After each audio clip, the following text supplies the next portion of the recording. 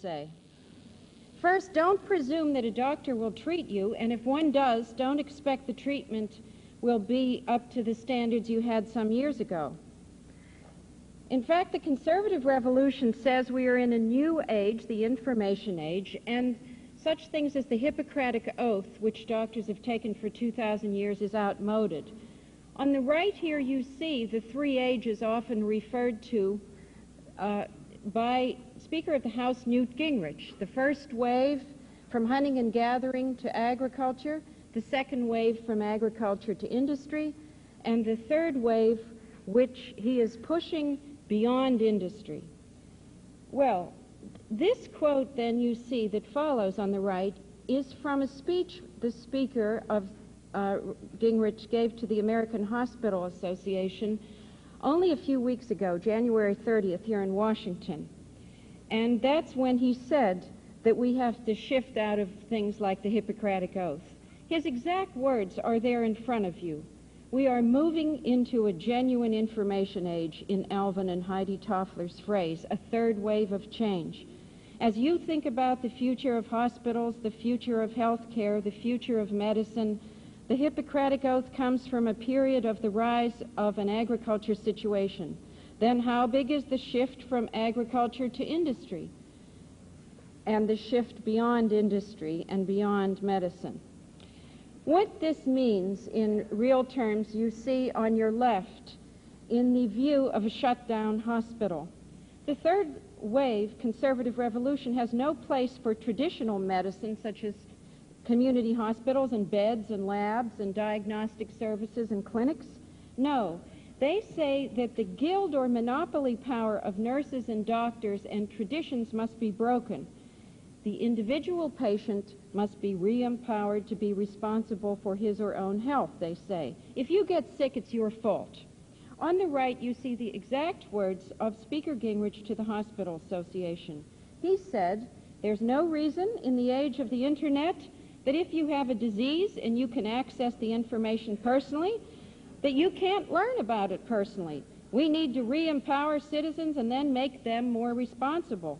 That requires breaking down the guild attitude which has kept medical knowledge as though it were an exclusive class. This will cause a revolution and lower the cost of health care." In fact, hospitals are shutting down at record rates. In the 1980s, I'll refer you to the picture on the left again. In the 1980s, in the whole 10-year period, there were probably 780 hospitals shut down. I mean, more than 50 a year. That's one for every state. It didn't work like that. Most of them were concentrated in the rural counties and here in Washington, New York, Chicago, San Diego, the cities. And there were only 6,000 or 7,000 hospitals to begin with. So that instead of a situation where you have the number of beds per 1,000 people that modern medicine and public health require, you don't have it. You don't have any beds, perhaps. Texas, 56 out of 254 counties have no hospitals at all. You should have maybe 5 general use beds per 1,000 people and another 5 if you've got specialty AIDS cases, tuberculosis cases, other problems. But hundreds of counties have no beds at all. And there's the same shortage in diagnostic medicine, physicians, nurses, and public health services. Here you see a color map on the left of the United States. You can just get a general impression from this because it shows the 3,000 counties in the country where there are doctor shortages. The yellow counties have a serious shortage of physicians for their people. Look how much is yellow in the west, the northern rural areas in the south. The red counties have shortages in local areas within their counties. The green counties aren't great. They're just not reporting crises when this map was prepared a year ago by some rural state senators. It's much worse now. So what does the conservative revolution tell you to do about this? Forget about it. If you're sick in the country, and you can't get to a hospital because there's none there, or if you're sick in the city, no one will treat you, there's no hospital, forget it. Go for what Speaker Gingrich calls distance medicine. get a computer, grab your laptop. Here's what he told the Hospital Association on the right. Change things so that wherever you are in this country, you get distance medicine in the most rural areas, on Indian reservations, and in the poorest neighborhoods, and get doctors in the hospitals in the habit of automatically accessing the world database. All right, those are his exact words. So much for the generalities. Now look at the specifics that are being proposed and the cuts. In fact, on the right, you see the #1 health care proposal of the conservative revolution: balance the budget. He said, we need a new vision of health in America, which, by the way, precedes health care. It has to start with a vision of health care within a balanced federal budget, but with every citizen having far more responsibility than they have today. That means you're on your own, because the cuts are going to dismantle the existing health care system such as it is. There are direct and indirect cuts. I'll go through them very briefly. The direct cuts you have already heard are in Medicare, health care for the elderly, and Medicaid, health care for those unable to pay. This means a direct shutdown of hospitals. The image you have seen on your left of a hospital shut down is Bronx Hospital in New York, shut down before or around 1980 by Mayor Koch at the time. One of our great hospitals. Now it's just pushing up weeds, absolutely empty. It's a movie set for Hollywood for a horror show. But we now face a new wave, the final wave of hospitals shut down. City and rural hospitals rely on 25 to 75% of their payments for patients, their income, on Medicare and Medicaid. You cut that, and you cut out at least half of the remaining hospitals across our nation. Harlem Hospital, Columbia Presbyterian in New York City, Montefiore in New York City, City Hospital in Washington, and everyone in this room can name the hospital that will get the axe, as well as thinking of some already gone. Whereas today we have maybe 5,800 hospitals, this would mean automatically going down to 2,500. In addition, here are some other direct cuts. The conservative revolution says, cut federal money to teaching hospitals, about $6 billion a year. That's where there's work on cancer, such as it is some work on AIDS and other research. Cut federal money to the Centers for Disease Control in Atlanta, Georgia, such as it is, but the new wave says don't track diseases. Cut federal money to public health. Don't guarantee safe water. Cut out those expenses. Cut federal money to do research in specialty areas such as treating AIDS and other killer diseases. That gives you a sample. There are, in addition, indirect cuts besides this. For example, the hospitals that are still operating are doing things, such as you can see on the left, such as replacing nurses with nurses' aides, that is, people who only need a few weeks' training, and they do the best they can, but they get less than half the price per hour of a nurse. They're cutting other things. 25 out of 67 hospitals in Alabama have cut out all facilities for delivering babies. There are many other cuts. This gives you an example. These cuts then will have the obvious result: guarantee epidemics. There will be new diseases and faster spread of old ones. This map on the United States on the left just shows two things: AIDS and respiratory tuberculosis. It's just a sketch. The TB is shown by the circles, and that gives you the idea of the rate of increase in TB in urban areas. The bigger the circle, the more the cases per 100,000 people. You see New York, Florida, Miami, you see California, the West Coast, you see rural areas, Georgia, Alabama, and the other cities across the nation. The red color just shows a few of the states with currently a heavy caseload of AIDS cases and HIV infection. Picture in your mind, when you look at this map, overlays of additional diseases: cholera in Texas, the new hantavirus in the western states, and many more, mutations of known bacteria and fungi. You need infrastructure, you would think. But no, the conservative revolution says, in the face of this, on the right, you need things like vouchers. We'll give you a piece of paper, try and cash it in somewhere. You need choices. You need medical savings accounts.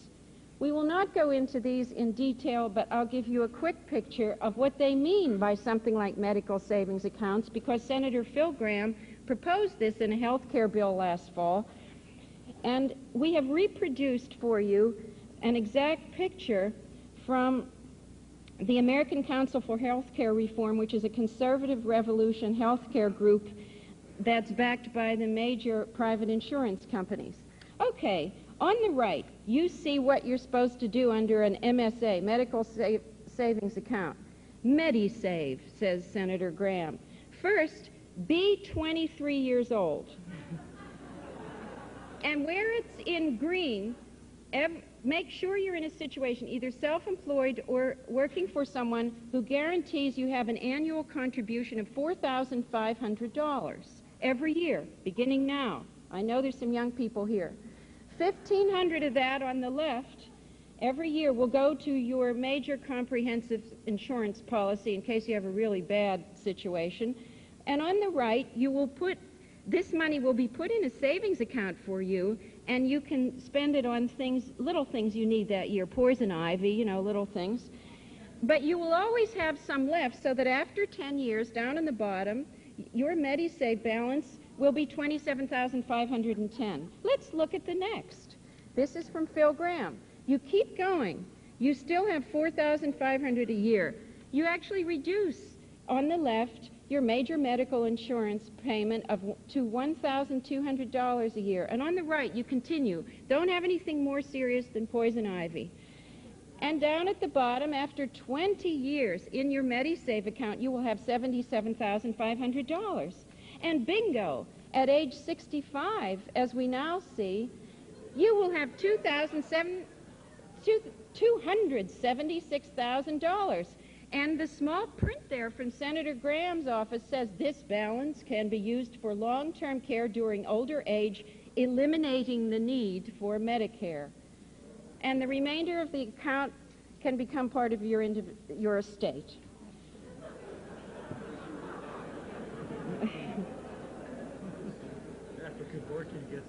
So maybe, except if you've made a deal with Kevorkian and it goes to him. So what,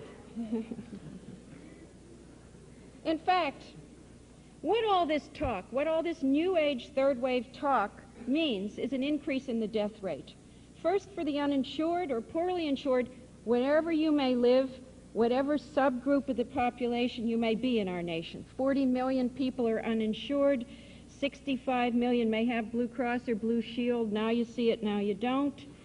50 million people are in a new, are paying into one of the new health groups called Health Maintenance Organizations, HMOs. They've been around for 10, 15 years, that have been set up by the private insurance companies and others, cohorts in the privateer financial groupings. So wherever you may be, depending on what you're exposed to, there will be new diseases and new incidences and increase of diseases. On the left, you see blood in test tubes marked for AIDS protocols treatment. It's infected blood, and there's ways to handle these things if you have the infrastructure. But the proposal by the conservative revolution is to tear it down. Therefore, the rate of death will go up. Death from simple things like diarrhea, death from salmonella infections, from contaminated blood, from contaminated water, from contaminated food. You might die at home, you might die on the street, or you might die in the hospital where the nurse was replaced by an aide who meant well, but you turned blue and you died. And those kinds of incidents now are on the increase. Okay, what does this conservative revolution say to that, finally?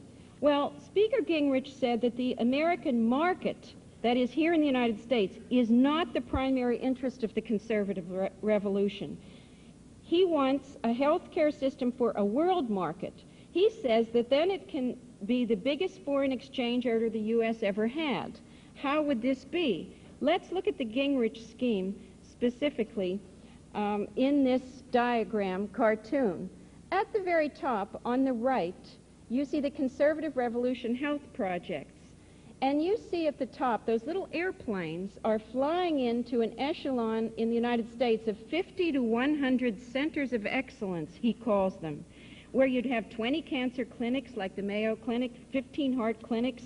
You'd have some liver clinics and some specialty clinics like the rock groups go to in Switzerland to get their blood changed. Anyway, the rich elite will fly in from around the world and pay big bucks for treatment at the top. What about the ordinary person? Look lower down. In the middle, you're supposed to have that distance medicine where you dial internet and find out how to treat pleurisy. That's true. Look at the bottom. This is choices, how you're supposed to balance the budget. Now, there's a lot of things listed there. We're not going over them. They're just New Age gobbledygook. In other words, vouchers. Where are you going to turn it in? Block grants. What are you going to do with it? Forget it. Some of you will be among those who are expected to die off. You see Speaker Gingrich's actual words on the left. He told the hospital association managers, he says, let's do new things, like maybe you measure the total number of medical specialists against world demand, not against American demand. And as the planet gets wealthier, you know, they will fill up a 747 every weekend to fly from Tokyo to Minneapolis to shop at the Mall of the Americas. And people who go that far for sneakers will go an immense distance to get the best liver treatment. Finally, while you're going to an early grave, look what the conservative revolution is doing, making bags of cash off this medical collapse and funneling money directly to Newt Gingrich, Phil Gramm, and the others. On the left, you see a clipping to this effect. But first look back at the right. We didn't finish with the conservative revolution scheme. On the right-hand screen, you see a column of company names listed along the left of those companies that have sprung up in the last 15 years called health maintenance organizations. There are names like Kaiser Permanente, United Healthcare. I won't read them all. There's Humana. Down at the bottom is Golden Rule Insurance. These companies have been set up and run by the major world insurance and financier networks, Prudential, Metropolitan Life, Aetna, and others. And the way these companies work is you, who can't afford anything better and don't want to go with nothing and still have a little money, you pay into their health care plan every year, and they offer you some limited care. But they really don't pay out much. They're called roach motel companies. The money goes in, and it doesn't come out. They entice you to sign up because you can't afford anything else. Then they bully the medics into not treating you. They bully the hospitals into eliminating nurses, eliminating facilities, and giving discount service. And that's how they work. On the left now, look at that Wall Street Journal report on these companies. This is a clipping from December. They're called HMOs. And it says, HMOs pile up billions in cash, trying to decide what to do with it. The membership is rising. That will be temporary. And costs fall. They make it fall. While capital needs of industry are modest. In other words, this money isn't going into our health care infrastructure of this nation, not clinics, not hospitals, not medics. In 1980, these kinds of companies had only a few million enrollees. This year, there will be 50 million Americans paying into this swindle. And now you see the last image. That is a chart of some of the names of the companies, and in green, some of the amounts of money they have on hand right now. Kaiser Permanente has about $1.35 billion. That's cash on hand in short-term investments, liquid cash. So they have billions, literally. The point to be made is altogether, these companies, there's about 20 top ones. The top 10 account for 22 million people paying into them. These companies are giving millions of dollars to Phil Gramm, Newt Gingrich, and others. For example, In the last 15 years, from 1979 to 1994, our preliminary research shows that Phil Gramm received overall in his operations $1.1 billion from the Political Action Committee of these companies. Senator Packwood, $1 billion. Senator Durenberger, $1 billion. These companies are the largest contributors to Speaker of the House Gingrich. This then gives you a quick picture of how the conservative revolution and who they are standing over your intended grave.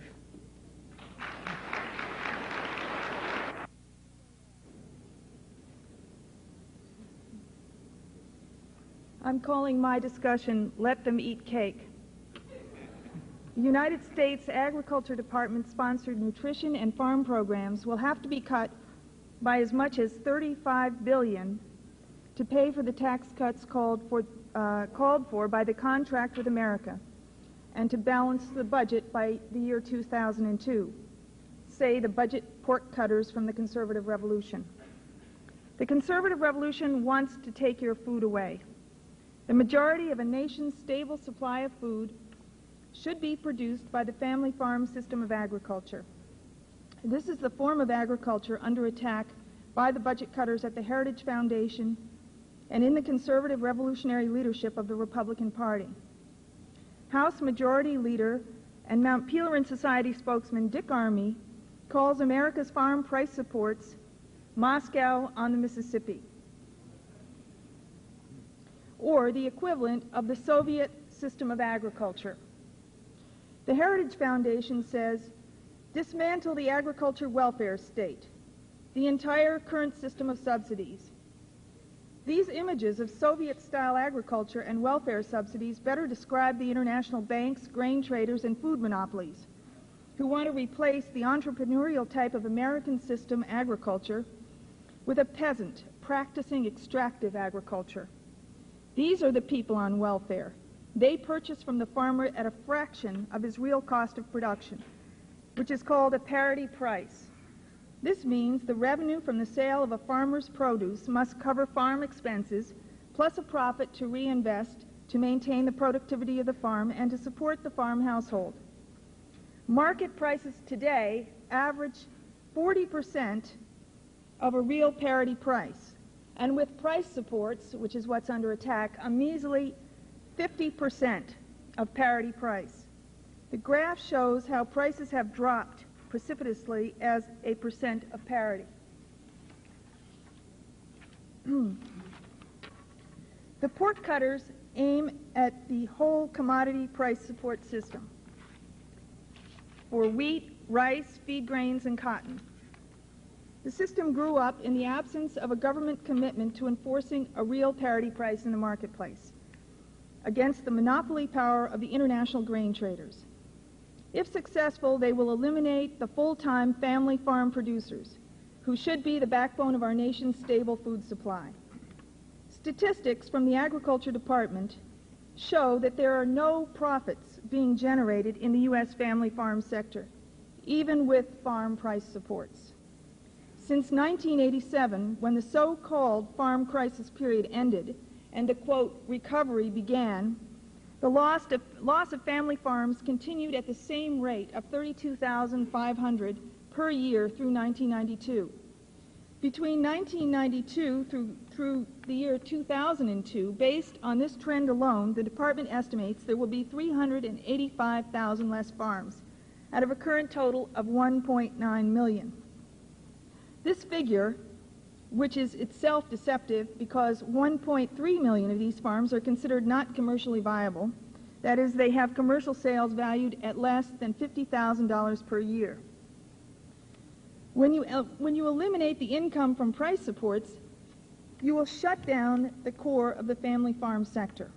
A snowballing effect will ensue as property values collapse, credit is withdrawn, and the towns that provide off-farm employment go under. The trend out of family farming will be snowballing. And I might add that the number of farms that they officially record today of 1.9 million is the same number that the United States had in 1850. The majority of commodity support payments to farmers goes to grain farmers in 13 Midwest states. They work full-time on the farm, have off-farm income from other members of the household or Social Security, and commercial sales of between $40,000 and $250,000. These full-time family farmers, about 304,000 of them, could be said to form the backbone of the family farm of agriculture. When expenses are deducted from their income or from their sales from farming, they net an average of $16,000 per household income from farming. Included in the net income of farmers in this group is approximately $11,200, or 70% of his net income from farm program payments. When this is eliminated, so are these farms. Could you put the next graphic on? This. Because these households now have a net cash income from farming of $4,800, not enough to support one person, let alone a household. You could point to the blue in the third graph. The Agriculture Department, however, reports their household income is $31,000. How is this possible? They actually count $15,000 from off-farm income sources, Social Security, jobs that members of the household might have off the farm. These family farms stand in contrast to farms which exist under a variety of ownership, primarily to draw high rates of return for speculative investors. Included in this category are factory livestock farms. We should have a slide of one of those.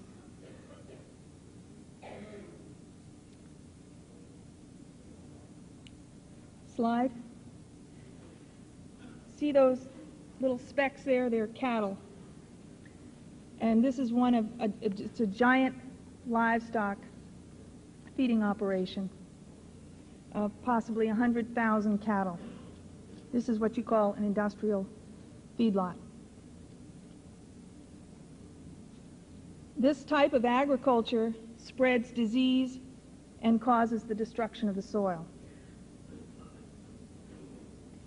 Net farm income is calculated by deducting production expenses, interest on debt, and real estate taxes from gross farm marketing revenue.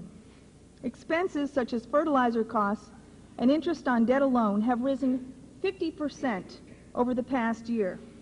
Production expenses, as reported in the annual costs and returns survey of the Agriculture Department, do not reflect what a farmer would actually spend if he received a full cost of production return on his sales. Of the farms which the Agriculture Department deems commercially viable, which have a market value of sales of $50,000 or above, 25% of them lost money farming in 1992. Now, a form of price support is maintained for livestock producers, milk producers, and producers of fruits and vegetables by government intervention into the marketplace to buy up surplus for a variety of feeding programs, which the conservative revolution has also placed on the chopping block. With their cuts in farm price supports, what do they say about the food they don't care about producing? The Heritage Foundation's Robert Rector says that hunger in the United States is a myth cooked up by the liberals. According to Rector, there is no need for government food programs. Charity can fill whatever need exists. In response to a cut in funds of 50% in the Temporary Emergency Food Assistance Program by the Clinton administration last fall, Rector said, "The program is no longer necessary. We spend too much on welfare and breed dependency and family disintegration." The reality, he claims, is that poor children often eat at higher levels of nutrition than their wealthy counterparts. On the contrary, food assistance programs run by the Agriculture Department were developed out of studies done in the 1960s identifying specific diet deficiencies leading to specific disorders in the poor population. Over 40 million Americans participate in one form or another food assistance program, including the school lunch programs and the food stamp program, over half of which are children. The supplemental nutrition program for the elderly, and women and infant children. The Food Research and Action Center reports that 40% of America's poor children suffer hunger and that 5 million under the age of 12 go hungry at some point during each month. Under the proposals of the Contract for America's Personal Responsibility Act, the 10 chief government-funded food programs, including school meals, food stamps, women and infant children, supplemental nutrition for the elderly and children, will be eliminated. Instead, funds will be transferred to the states in block grants in a lump sum. The total will be cut by $5 billion from this year's funding level, or 13%, and capped. The states could administer the funds in any way they choose without any federal standards. The budget slashers expect to save $18 billion in this way. Because of the cap on program funds, it will be impossible for states to admit new people to their programs no matter what happens to the economy. Additionally, the bill will repeal the USDA's authority to donate commodities for feeding programs. Not only that, but the elimination of the price support programs for farm producers will eliminate the donatable surplus from stocks, which have supplied the school lunch program and all kinds of emergency and supplemental food programs. Will private charity be able to fill this gap, as the Heritage Foundation says? Nationally, 1 in 4 people are served by the food programs funded by the Department of Agriculture. Private agencies, which provide food assistance, report overwhelming increases in demand. Many of them are provided food and funds from the very programs which will be cut. Cities like New York are slashing food assistance programs under budgetary pressures. Meals on Wheels in Detroit, a food program for the elderly, which relies on both federal and private food donations, said that they do not have enough food to meet current need because Michigan's poverty rate has risen so high. A delivery van driver for this program said that most of the people he sees will die without daily food relief. The result of unmet food needs for the elderly is a measurable increase in the death rate from viruses, influenza, and other diseases because they are becoming needlessly weakened by malnutrition. The report issued in December by the U.S. Conference on Mayors says that requests for emergency food assistance is rising faster than they can be met by public and private agencies combined.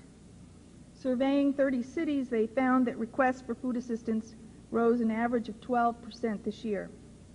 In major cities, requests rose 25%. 15% of the requests for emergency food assistance went unmet. The overall level of resources available to emergency food assistance facilities decreased by 4%. Some 53% of the survey cities reported that emergency food assistance facilities are unable to provide an adequate quantity of food. Unemployment and underemployment were cited as the main causes of hunger, as well as the high cost of housing and low benefit levels in public assistance programs. Second Harvest, which is the nation's largest private hunger relief organization serving 25 million people, or 10.4% of the entire U.S. population through its network of 185 food banks, which distribute to food pantries, emergency kitchens, emergency shelters, and other food programs, say that the amount of food being distributed is not enough to meet the present need. Nearly 3,000 of the food programs which they surveyed turned away people for lack of food. Their projected current need was 15% over 1992 poundage. Second Harvest reported also that the working poor, that is people who work full-time at a minimum wage, increasingly need to access food through emergency channels. Food stamp recipients as well must be supplemented through emergency assistance programs because their benefits run out between the second and third week. In closing, I would like to say that I do not think we should trust House Speaker Gingrich and his friends in the conservative revolution with whether we eat or not.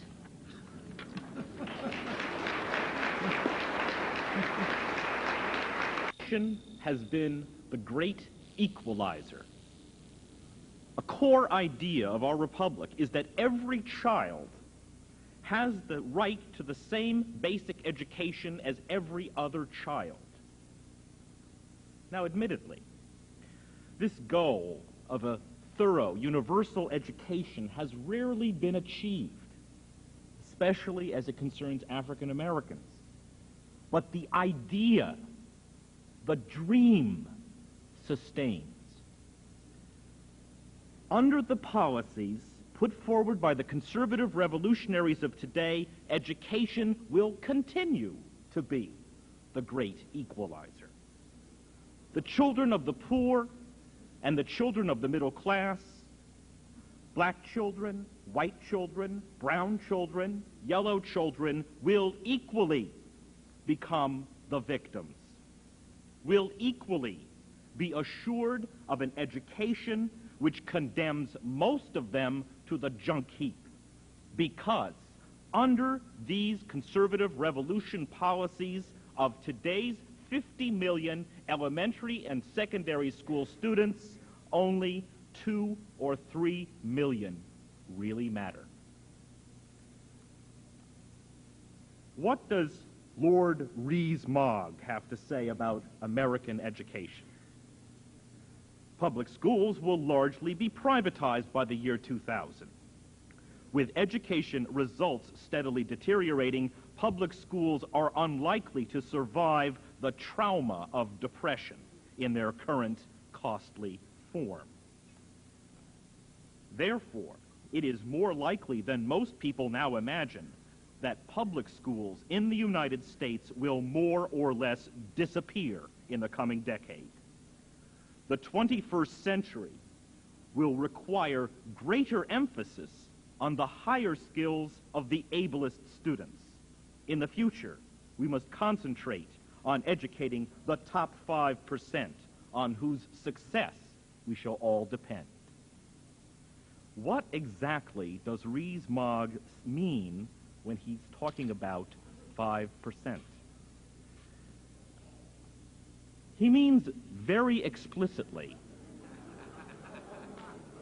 a return to the British imperial system of the 19th century, where 5% of the population got a fairly decent education and learned to play polo and ran the empire and just about everything else.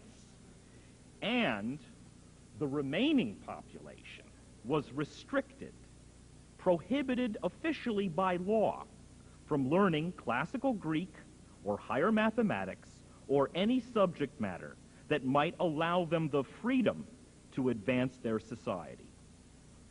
Most of the remaining 95% of society back then was trained in subsistence institutions which devoted to what we now call mastery learning, the acquisition of very basic skills which were needed for early entry into the labor market. These schools were, most of them were privately operated, many of them sponsored by corporations to train children for specific skills needed by the sponsoring factory. The American system of universal public education, which grew up after the Civil War, was specifically designed to end this British-style corporate sponsorship of education, a sponsorship which every competent theorist back then knew was guaranteed to throw most of the population onto the junk heap.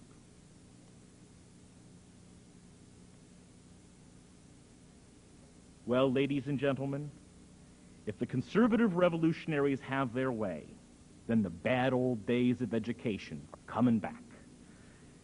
It has been 7 years since George Bush appointed David Cairns, the former head of the Xerox Corporation, to reform American schools and make this declaration of war on public education. Right after 1988, there were some very general steps towards accountability, tentative steps towards vouchers, but parents were very correctly suspicious, and most major changes were voted down.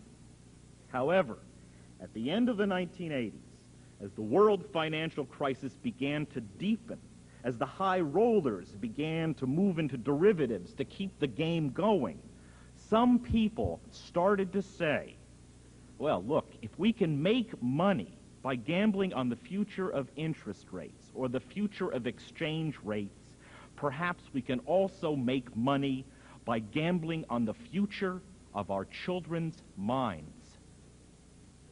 Why? Because we in this country spend $220 billion to educate our elementary and high school students, and another $50 billion for $150 billion for college students, and $50 billion for employer-provided education. And when you add all of it up, the different forms of education, America spends somewhere between $600 and $700 billion per year to educate itself. And up until the 1990s, most of this beautiful pile of loot couldn't be touched by law.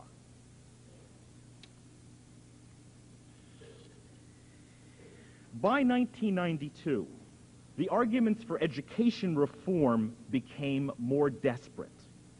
Chester Finn, who was a Bush cabinet member and is the theorist most often quoted by the conservative revolution in education today, had been calling for school vouchers for many years.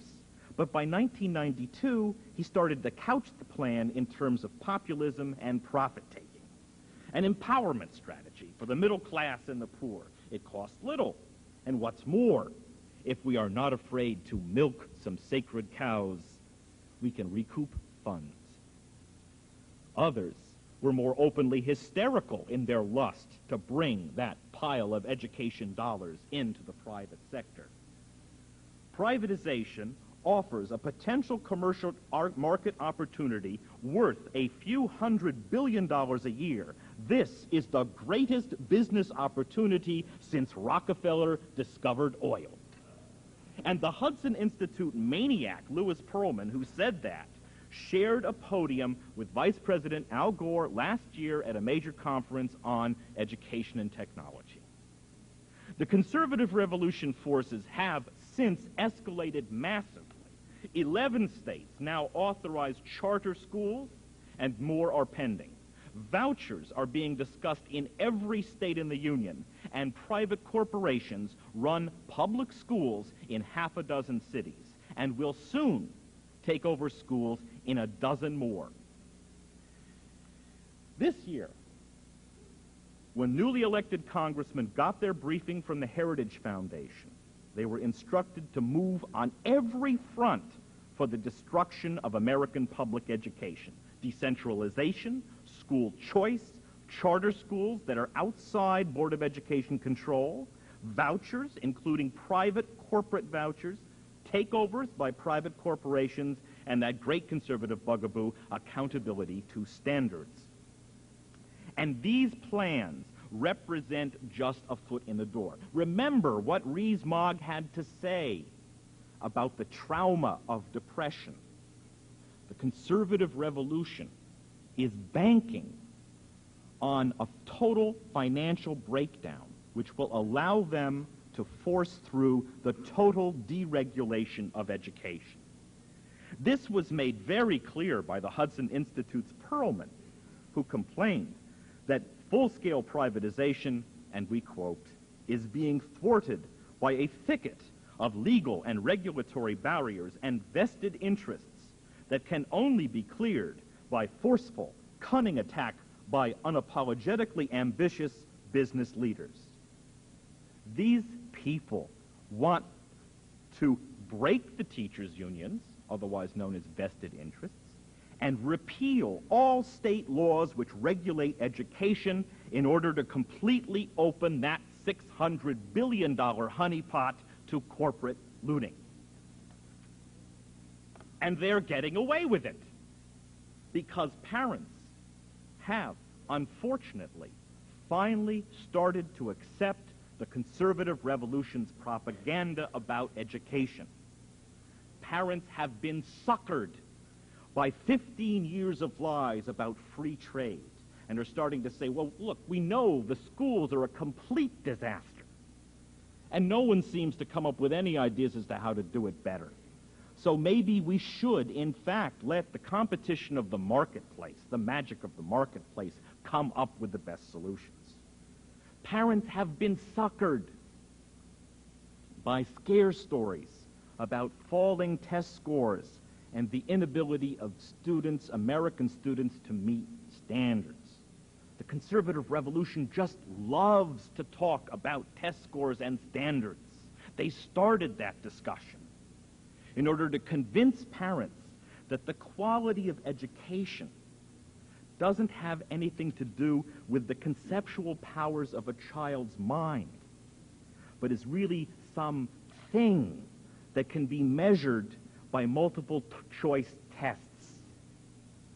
We give lots of tests in this country. Students spend lots of time studying and taking tests. They measure nothing.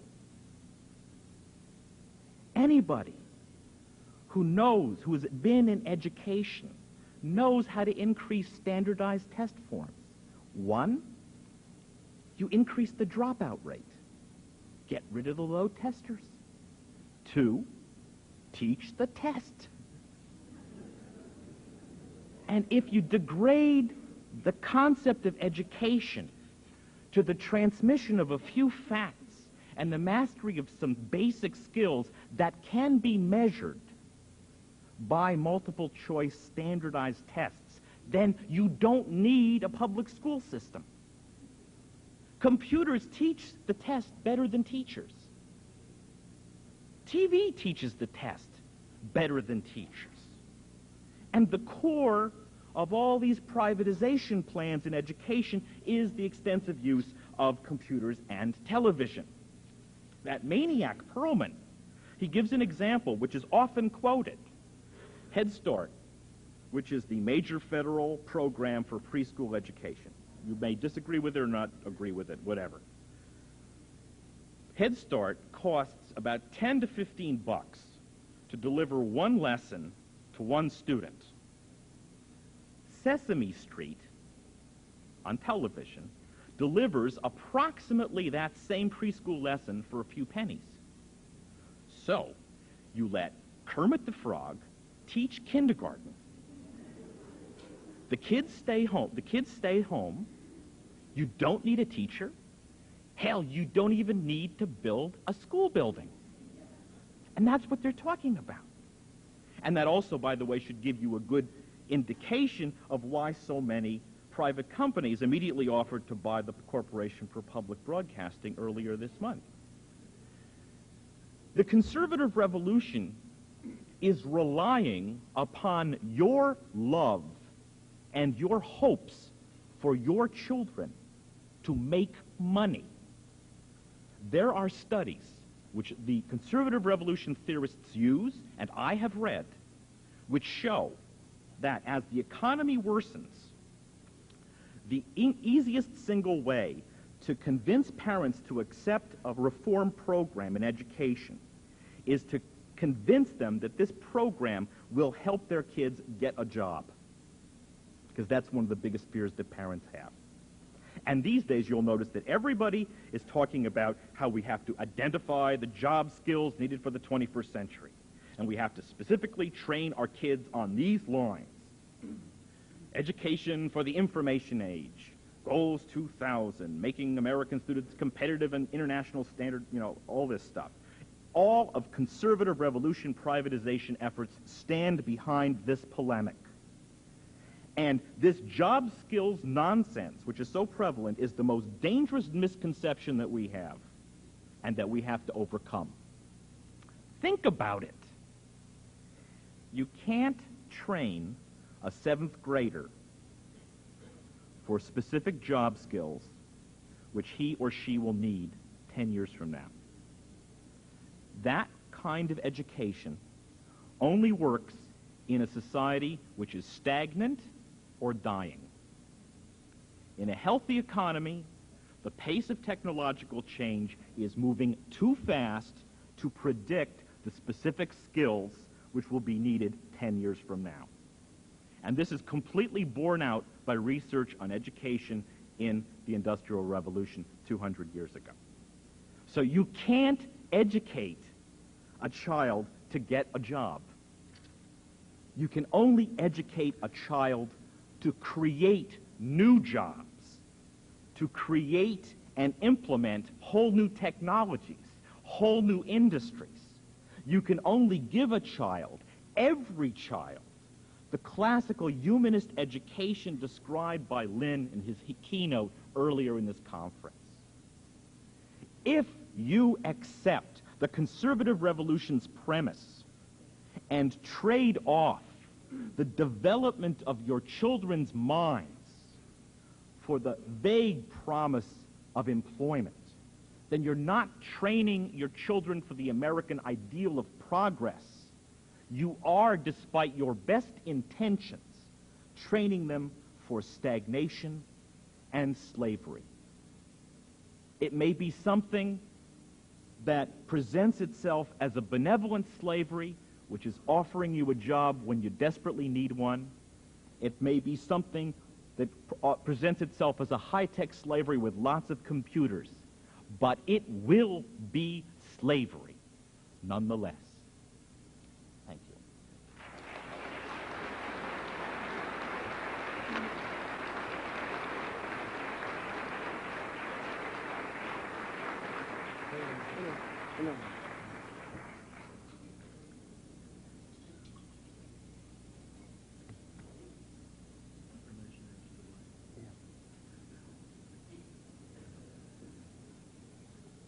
We're having a temporary delay due to the impositions of the information age. They're changing the tape.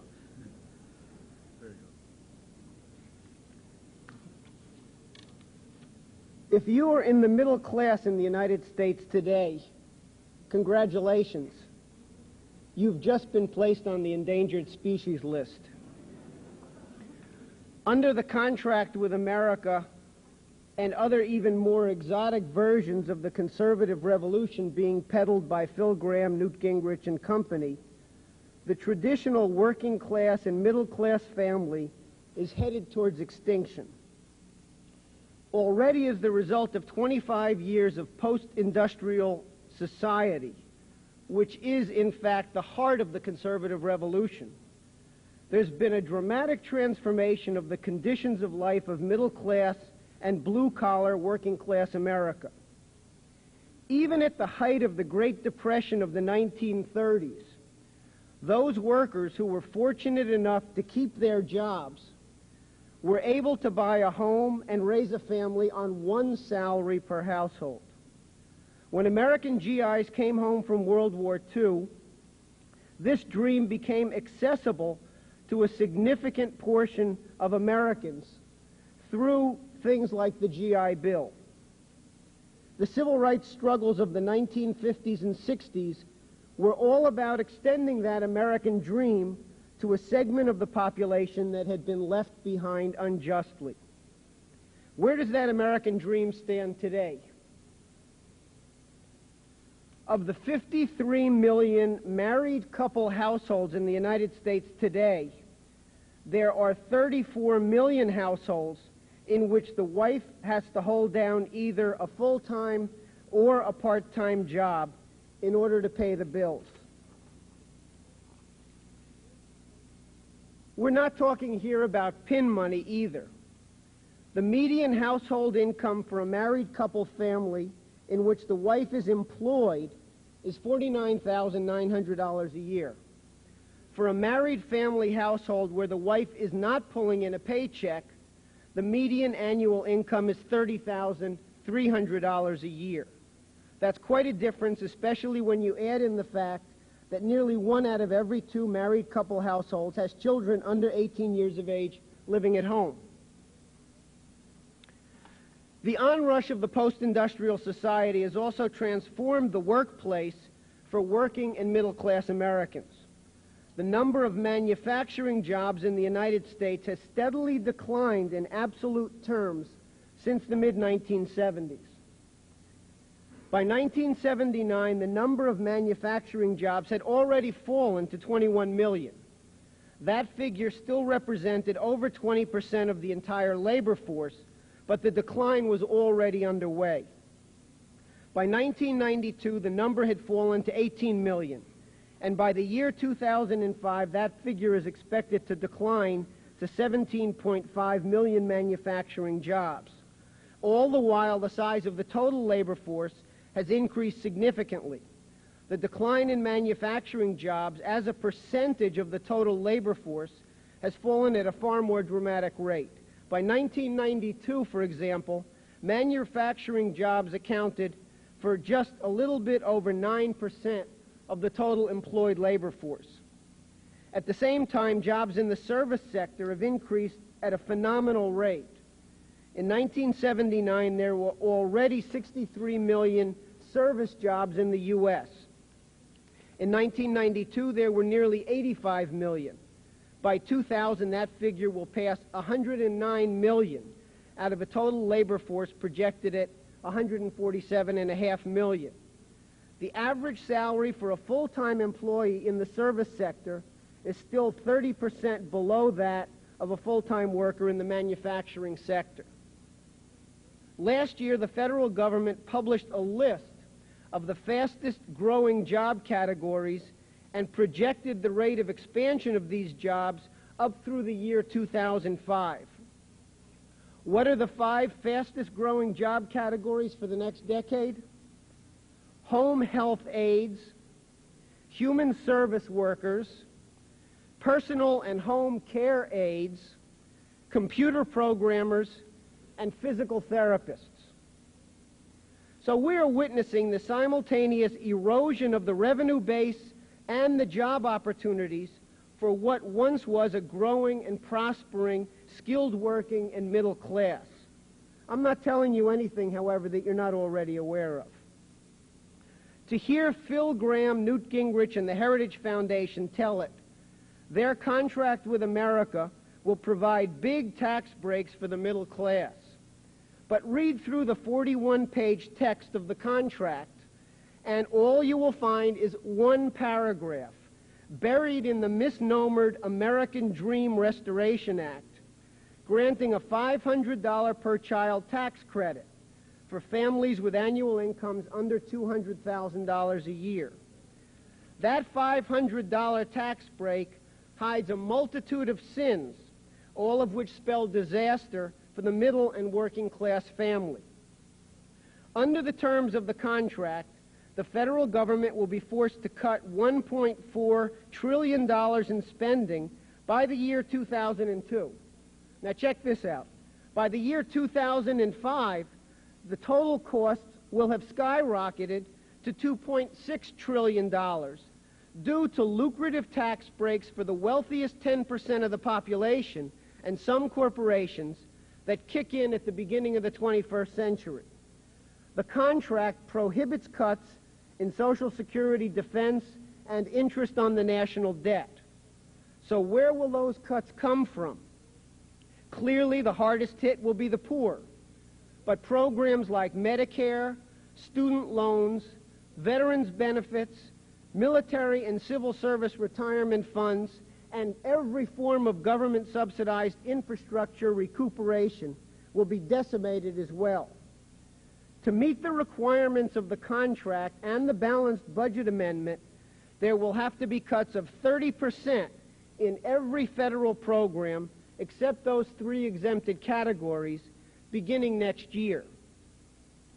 On January 10th of this year, the Treasury Department issued a study commissioned by the National Governors Association projecting the level of state tax increases that would be required to offset the lost federal revenue to the states under the terms of the contract with America. The study projects a 17.3% increase in state taxes to just break even and make up for those lost revenues. For some states, the figure was drastically higher. New Yorkers would face a 24% tax hike to just reach break even. Louisiana would have to increase taxes by over 38%. The District of Columbia would have to increase taxes by over 28%. The alternative, of course, would be cuts in services and or layoffs. Unlike the federal tax structure, many state taxes are regressive, taking the biggest bite out of poor and working class household income. Sales taxes, registration fees, and property taxes can be expected to jump most significantly under the terms of the contract. Now, for the wealthiest 10% of the population, these increased state taxes will be more than offset by the big tax breaks that they will enjoy under the contract. The capital gains tax cut that is at the heart of the conservative revolutionists' game plan is a payoff to commercial real estate speculators and big stock market players, profiteers who have never been willing to reinvest their gains in the real economy. And the new super individual retirement account program simply opens up tax breaks already in effect for families earning under $50,000 a year to people in the upper income brackets. 50% of all of the tax benefits of the contract go to families earning over $100,000 a year. And in the second 5 years of the contract, America's wealthiest households will enjoy a total tax break of $284 billion just in those 5 years. Statistics, as revealing as they sometimes may be, rarely tell a complete, accurate story. This case is no exception. To fully grasp what the conservative revolution means for the future of America's working families, it's necessary to hear in their own words what the leading spokesmen and ideologues have in mind. As bizarre as these ideas may sound, they are dead serious. Had someone told you in 1963 that the United States was about to abandon its commitment to scientific and technological progress, dismantle its industrial and agricultural infrastructure, and move into a post-industrial social order, you would have declared that person certifiably insane and called out those folks with the butterfly nets. But that's exactly what happened over the ensuing 3 decades. Lord William Rees-Mogg is one of the leading ideologues of the conservative revolution today. He's a member of Britain's House of Lords, the former editor-in-chief of 2 of the Club of the Isle's leading propaganda organs, the Times of London and the Financial Times, and he currently sits on the board of directors of the British Broadcasting Corporation. Rees-Mogg is also somewhat of a celebrity among American populists through his close association with National Taxpayers Union Chairman James Dale Davidson.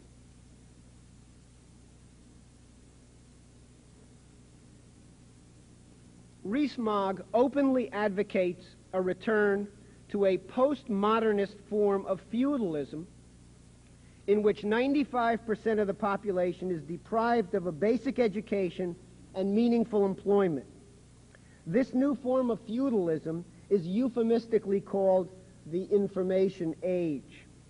Alvin Toffler, the philosophical guru of Newt Gingrich and a propagandist for the post-industrial society, dubs it the third wave.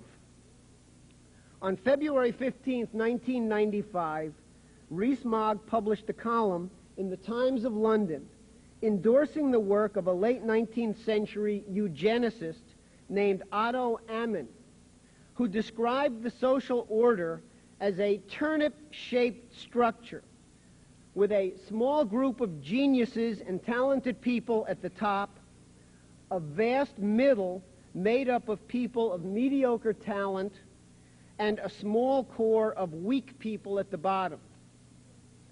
Rees-Mogg warned in his column, quote, "Production by advanced machines under human control in factory conditions has given exceptional opportunities to people of middle abilities and reduced the inequalities of income which different levels of ability produced earlier in history. The information age has created an enormous demand, greater than ever before, for certain relatively high skills, but is replacing electronically the skills of many of those in the middle of the turnip. The factory age rewarded those in the middle of the turnip exceptionally well. The information age will reward people of exceptional intelligence. This will present difficult social problems. Societies that try to redress the balance by taxing their most productive people will lose them. The information age has produced extraordinary geographical mobility.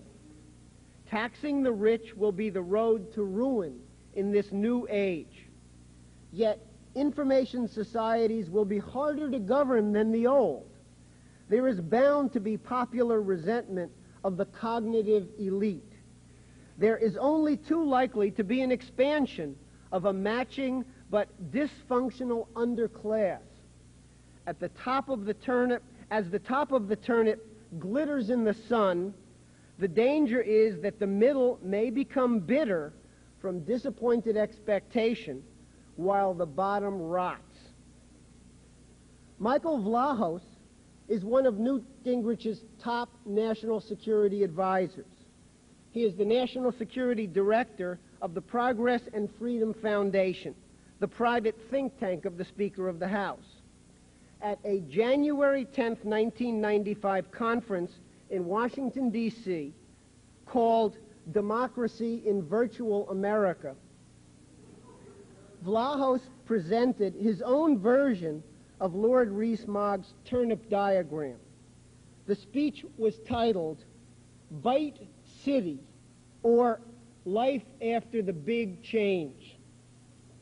In Vlahos's world, which is also Gingrich's world, Phil Graham's world, Rees-Mogg's world, Toffler's world, society is run by a tiny elite, which he dubs the brain lords. Here's how he describes them. The brain lords will not represent a heritable class. They will make it as individuals, and most of them will make it only for a brief time. Burnout will be their limiting factor. Like their prototypes today in entertainment and the media, they will use up their personal capital quickly. The top job niche will emphasize golden parachutes aplenty, with more relaxing work to follow a 40s retirement. Slide. In October 1994, Vanity Fair magazine dubbed these so-called brain lords of today the new establishment, in a lengthy article that featured this photograph of today's brain lords at play at Sun Valley, Idaho family-owned resort of Wall Street bandit Herbert Allen Jr. Among the big shots from the entertainment, computer, and communications industry who showed up for the photo session were Bill Gates of Microsoft, Warren Buffett of Berkshire Hathaway Investments, Michael Eisner of the Walt Disney Company, Rupert Murdoch of the News Corporation, Edgar Bronfman Jr. of Seagram's, John Malone of Telecommunications, Inc., and Gerald Levin of Time Warner. Vlahos calls these people the kinder and gentler robber barons. But they are undeserving of any comparison with the late 19th century inventors and industrialists who fulfilled the Republican vision of our founding fathers, and for that reason earned the misnomer and slander of robber barons. In the old days, when we used to be able to call a crook, a meeting like this would have been dubbed the gathering of the National Crime Syndicate, because the majority of people gathered there are actually second or third generation members of organized crime. Beneath the brain lords, Vlahos posits the upper servers, led by a top echelon that he calls the agents. These are the professionals, the doctors and the lawyers, who service the brain lords. Vlahos describes the agents as the new, quote, entrepreneur class, those who offer tailored information services in Byte City.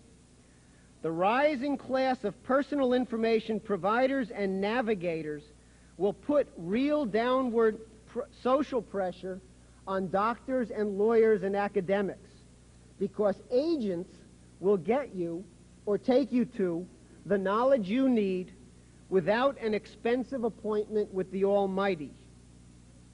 And what about producing the material goods required to feed, clothe, and house the more than 5 billion people currently living on this planet?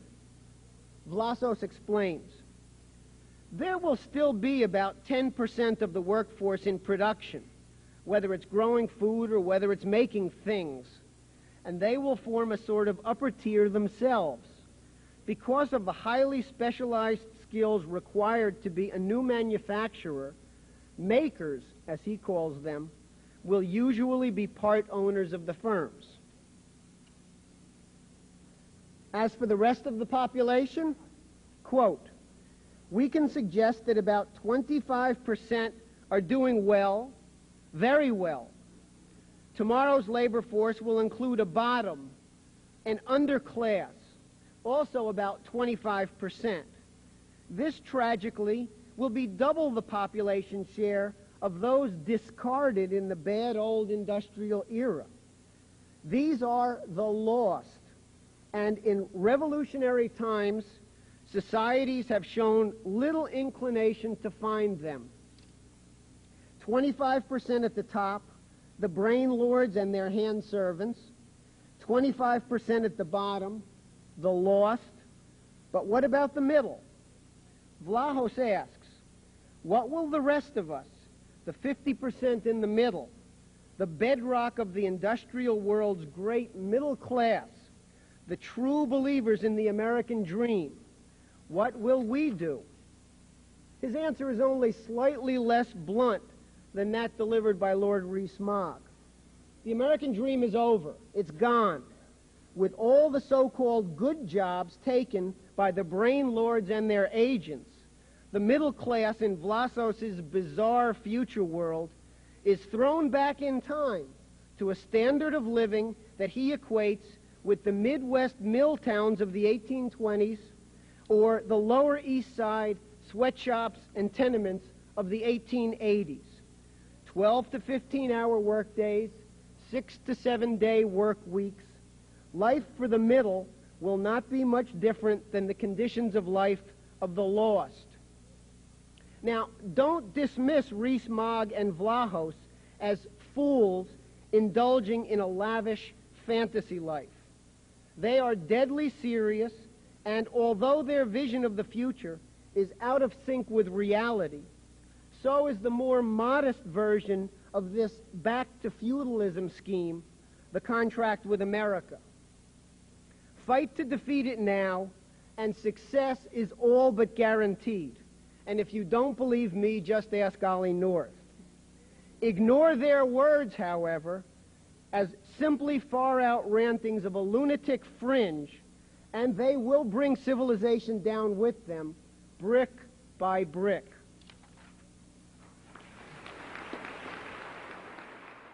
Around 1980 by Mayor Koch at the time, one of our great hospitals. Now it's just pushing up weeds, absolutely empty. It's a movie set for Hollywood for a horror show. But we now face a new wave, the final wave of hospitals shut down. City and rural hospitals rely on 25 to 75% of their payments for patients, their income, on Medicare and Medicaid. You cut that, and you cut out at least half of the remaining hospitals across our nation. Harlem Hospital, Columbia Presbyterian in New York City, Montefiore in New York City, City Hospital in Washington, and everyone in this room can name the hospital that will get the axe, as well as thinking of some already gone. Whereas today we have maybe 5,800 hospitals, this would mean automatically going down to 2,500. In addition, here are some other direct cuts. The conservative revolution says, cut federal money to teaching hospitals, about $6 billion a year. That's where there's work on cancer, such as it is some work on AIDS and other research. Cut federal money to the Centers for Disease Control in Atlanta, Georgia, such as it is, but the new wave says don't track diseases. Cut federal money to public health. Don't guarantee safe water. Cut out those expenses. Cut federal money to do research in specialty areas such as treating AIDS and other killer diseases. That gives you a sample. There are, in addition, indirect cuts besides this.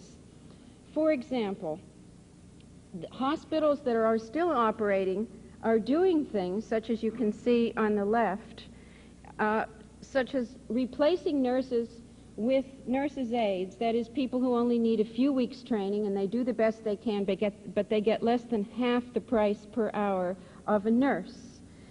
They're cutting other things. 25 out of 67 hospitals in Alabama have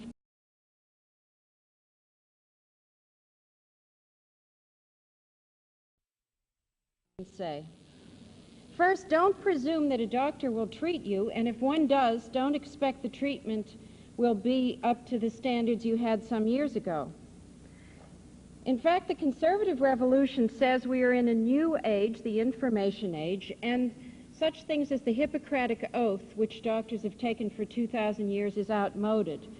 On the right here you see the three ages often referred to by Speaker of the House Newt Gingrich. The first wave from hunting and gathering to agriculture, the second wave from agriculture to industry, and the third wave which he is pushing beyond industry.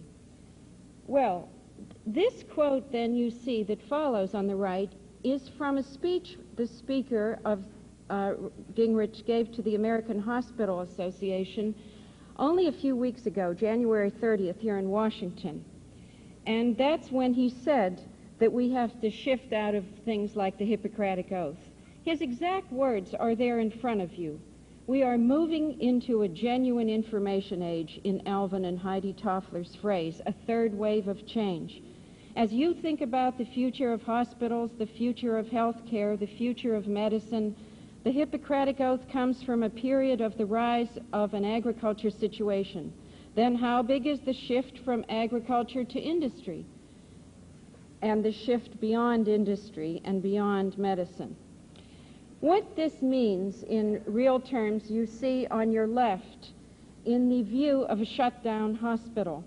The third wave, conservative revolution, has no place for traditional medicine such as community hospitals and beds and labs and diagnostic services and clinics.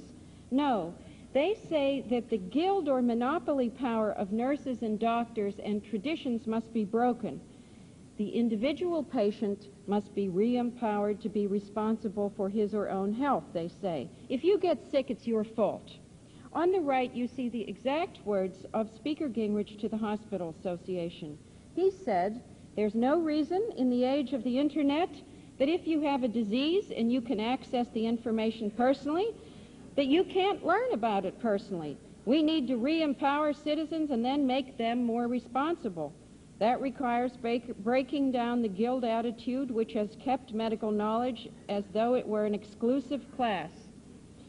This will cause a revolution and lower the cost of health care. In fact, hospitals are shutting down at record rates. In the 1980s, I'll refer you to the picture on the left again. In the 1980s, in the whole 10-year period, there were probably 780 hospitals shut down. I mean, more than 50 a year. That's one for every state. It didn't work like that. Most of them were concentrated in the rural counties and here in Washington, New York, Chicago, San Diego, the cities. And there were only 6,000 or 7,000 hospitals to begin with. So that instead of a situation where you have the number of beds per 1,000 people that modern medicine and public health require, you don't have it. You don't have any beds, perhaps. Texas, 56 out of 254 counties have no hospitals at all. You should have maybe 5 general use beds per 1,000 people and another 5 if you've got specialty AIDS cases, tuberculosis cases, other problems.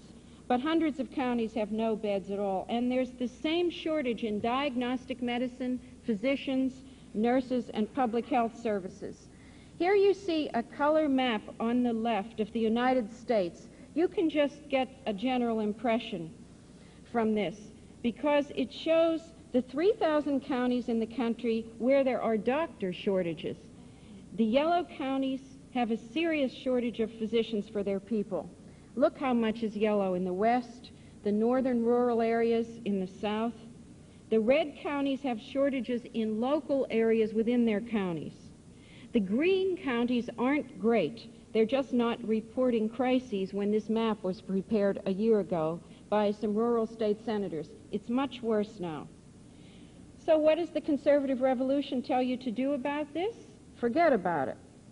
If you're sick in the country and you can't get to a hospital because there's none there, or if you're sick in the city, no one will treat you, there's no hospital, forget it. Go for what Speaker Gingrich calls distance medicine. Get a computer, grab your laptop. Here's what he told the Hospital Association on the right. Change things so that wherever you are in this country, you get distance medicine in the most rural areas, on Indian reservations, and in the poorest neighborhoods, and get doctors in the hospitals in the habit of automatically accessing the world database. All right. Those are his exact words. So much for the generalities. Now look at the specifics that are being proposed and the cuts. In fact, on the right, you see the number one health care proposal of the conservative revolution: balance the budget. He said, we need a new vision of health in America, which, by the way, precedes health care.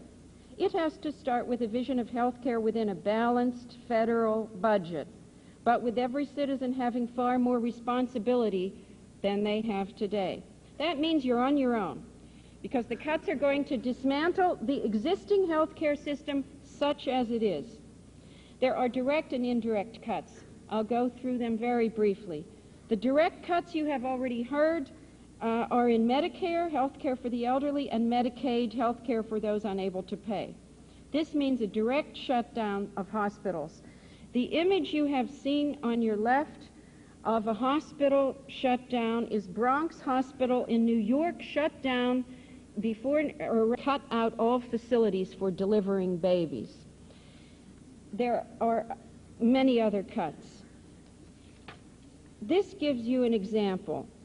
These cuts then will have the obvious result: guarantee epidemics. There will be new diseases and faster spread of old ones.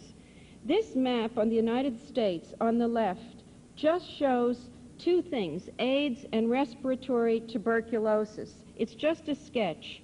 The TB is shown by the circles, and that gives you the idea of the rate of increase in TB in urban areas. The bigger the circle, the more the cases per 100,000 people. You see New York, Florida, Miami, you see California, the West Coast, you see rural areas, Georgia, Alabama, and the other cities across the nation. The red color just shows a few of the states with currently a heavy caseload of AIDS cases and HIV infection. Picture in your mind, when you look at this map, overlays of additional diseases: cholera in Texas, the new hantavirus in the western states, and many more, mutations of known bacteria and fungi. You need infrastructure, you would think. But no, the conservative revolution says, in the face of this, on the right, you need things like vouchers. We'll give you a piece of paper, try and cash it in somewhere. You need choices. You need medical savings accounts. We will not go into these in detail, but I'll give you a quick picture of what they mean by something like medical savings accounts, because Senator Phil Gramm proposed this in a health care bill last fall. And we have reproduced for you an exact picture from the American Council for Healthcare Reform, which is a conservative revolution healthcare group that's backed by the major private insurance companies. Okay, on the right, you see what you're supposed